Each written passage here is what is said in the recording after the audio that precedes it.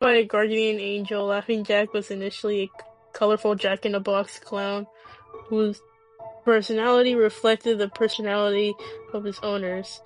He was later sent as a Christmas present to a lonely boy named Isaac Grossman in in the 1800s.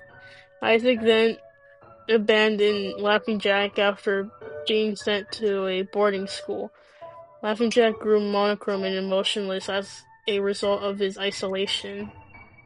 Meanwhile, Isaac grew up to become a cold-hearted serial killer who kidnapped and tortured and murdered several innocent neighborhood residents.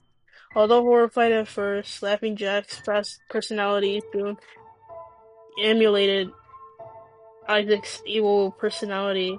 One day, Laughing Jack was accidentally released, and he appeared to be a taller, darker, and demonic version of himself, resentful of his traitorous owner. He tortured and killed Isaac with the same weapons he used on his victims.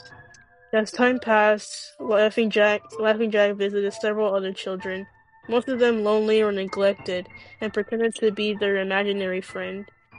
However, he would eventually torture and kill them all, with their souls trapped in a nightmarish realm of a abandoned fairground. To make matters worse, the song "Pop Goes the Weasel" plays in the background forever, tormenting them.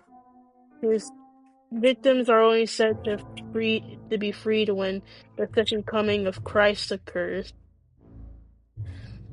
In an unspecified year in the era, Laughing Jack visited a lonely suburban 5-year-old boy named James under the guise of an imaginary friend.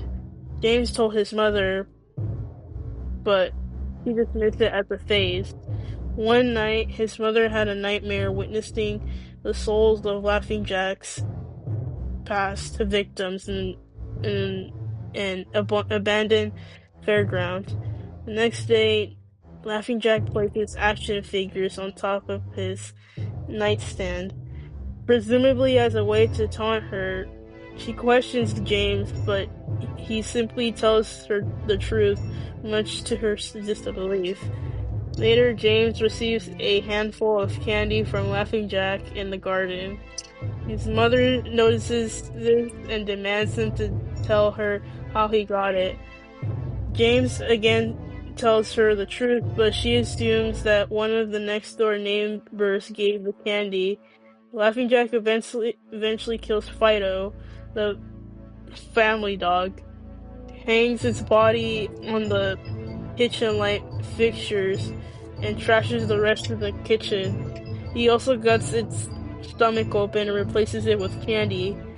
The mother witnessed this and takes her son next door, where she called the police. The police dismiss it as a robbery, but the mother refutes their assertion, claiming that all the doors were locked and none of the windows were open during the incident.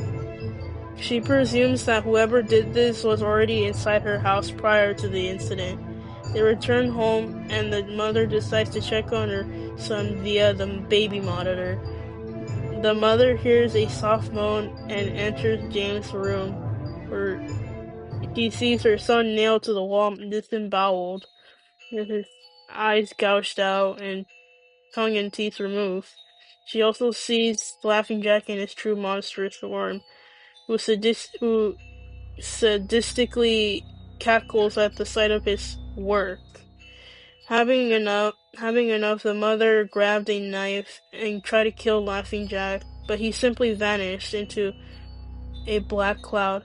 This distracted the mother, causing her to accidentally plunge her knife into James's beating heart instead, killing him instantly. The police arrested her and sent her to the Ephrapolis house for the criminally insane. He claims that being institutionalized is not that bad, despite noting that somebody, presumably Laughing Jack, keeps playing Pop Goes the Weasel outside her room.